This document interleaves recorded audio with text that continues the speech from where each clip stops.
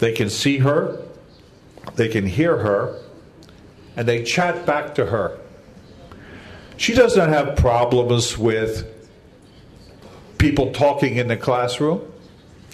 She doesn't have any problems of people hitting each other, bullying.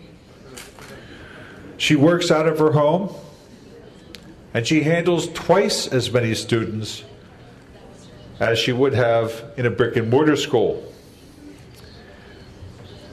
They have been doing this now for 12 years. And the students who started doing this in grade 1 are now graduating and going to university with extremely high scores. They even meet a couple times a year for field trips. But free software isn't just about the software necessary to teach the students. The University of Utah was going to spend $10 million for a school administrative system. A university in Australia had spent 22 million Australian dollars in 5 years for PeopleSoft. It still didn't work. Here in Brazil, you have a program called SAGU. It is free university administrative software that was written here in Brazil. First, it was written in Portuguese, and then it was taken over by some Spanish-speaking countries, and now it works both in Portuguese and in Spanish in 60 different universities in Latin America. It's free. Teaches students how to set up cooperatives where various students can come together with their skills and sell them, sharing people who are salespeople and legal people and administrative help. Get your government to cut the bureaucracy. It takes 6 to 7 years to set up a new company in Brazil. This is ridiculous. I can set up a new company in the United States in 1 day for $50. No lawyers need become involved. Lula did a good job in making at least one part of the government responsive. If you're a single employer, you can do it in 1 day, but everything else is just as bureaucratic. Cut the bureaucracy. Free software is not just about computer science. It's about other companies and cultures. It's even about insurance companies working together. You need to know what is your differentiator in business. If it isn't a differentiator, you should be cooperating with other people to lower your costs. And so in summary, free and open source culture allows you the freedom to tailor your software to your needs, the freedom to build your own software industry here in Brazil, the freedom to control your own software and therefore your own government and your own business, and the freedom to see the brilliance of your own people. With that, I'd like to thank the Minister of Education for setting up this conference, the Brazilian government for sponsoring it, the other speakers who have been here, the attendees, and my angel, Dr. Flavio Augusto Soares, for taking care of me. And now a brief advertisement. This is Latin America. 83% of you live in an urban environment where the internet oftentimes is not 500 miles away, but only 50 feet away. If we can bridge that last 50 feet, we can train millions of people to do productive jobs. I am working on a project called Project Kawa. I've been working on it for 6 years. And a person named Douglas Conrad of OpenS has been helping me for the last 2. The goals of this project are to create millions of new high-tech jobs in Brazil, and another 3 to 4 million new high-tech jobs through the rest of Latin America. To make computers easier to use, to make them more environmentally friendly by reducing the amount of electricity used, and by increasing the useful life of the computer. To decrease cellular wireless contention, and therefore increase the throughput of wireless. I can deliver 300 megabits a second to your wireless device.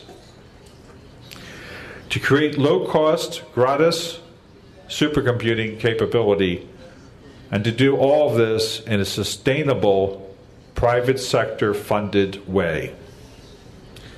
If you'd be interested in working with Project Kawa, please go to our site, www.projectkawa.org, and I'll end my talk with a quote from Edwin Land. Do not undertake a project unless it is manifestly important and nearly impossible. Richard Stallman started that project in 1984. The rest of you have to continue that project today. Thank you very much.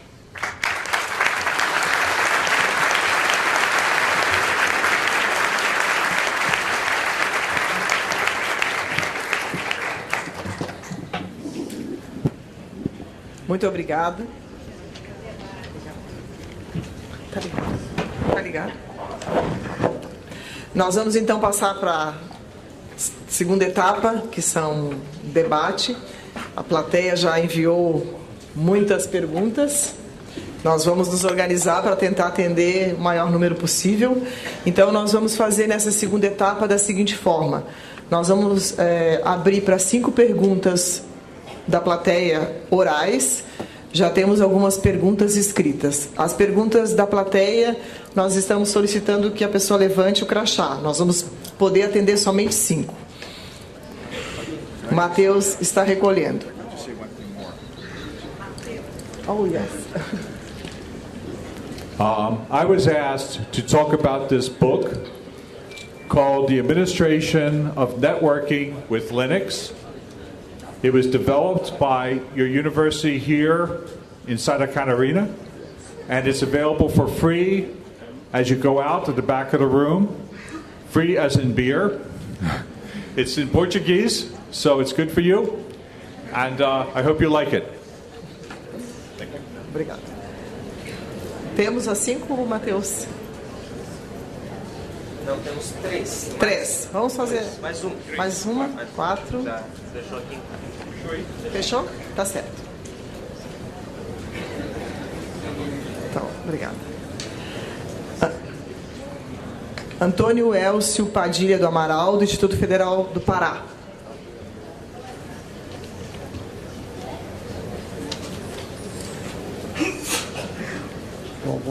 Alô, bom dia a todos e todas. Eu sou o professor Elcio, do Instituto Federal do Pará, situado na região amazônica. Parabéns pelo o evento. O tema, inclusive, é muito interessante, porque nos remete para a democratização, né? E a emancipação e a sustentabilidade. A democratização das nossas instituições, né? No sentido de a gente refletir sobre a emancipação dos nossos egressos, dos nossos alunos, visando a sustentabilidade do planeta. Eu acho que é super importante que nós possamos refletir sobre esse tema e levarmos a nossos atos pedagógicos, nossos atos educativos em sala de aula como professor. Mas a minha questão são para os 2 conferencistas, parabenizá-los, né, pela contribuição que tem nos trazido aqui nesse debate. A educação profissional e tecnológica ainda tem a lógica de atender o mercado de trabalho, entendendo que os egressos e os profissionais dessa modalidade de ensino irão atuar em ambiente de trabalho com grandes tecnologias. Porém, no entanto, as nossas matrizes curriculares ainda estão enraizadas historicamente no aprender a fazer, desde as escolas de aprendiz artístico, 100 anos atrás. para atender efetivamente o mercado de trabalho. Como poderemos mudar essa concepção de educação profissional, tecnológica, né, com ênfase na sustentabilidade, sem agredir a saúde do trabalhador no ambiente de trabalho, preservando a vida, protegendo o meio ambiente dentro de um mundo de trabalho capitalista que ainda explora o trabalhador e se apropria da nossa matéria-prima abundante num país emergente como o Brasil. Eu sei que é complexo, mas eu gostaria de obter uma opinião de vocês, dos dois conferencistas. Muito obrigado pela atenção.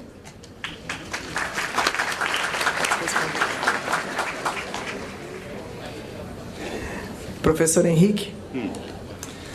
É uma provocativa, mais que provocativa, importante, uma pergunta fundamental. Porque a questão é essa, não? Se só vamos a fazer as coisas que estão já dentro da demanda do mercado de trabalho, quer dizer, dentro do mundo já institucionalizado, não? Então, mesmo as questões da sustentabilidade vão entrando pouco a pouco dentro das políticas públicas, se vão abrindo novos mercados de trabalho, onde, por exemplo, uma pessoa que hoje está capacitado para gerar ou trabalhar dentro do mercado das energias renováveis, pode encontrar aí um nicho, não? De trabalho dentro do caminho de construção da sustentabilidade. Mas estes ainda, dentro deste mundo, dentro desse establishment, do mundo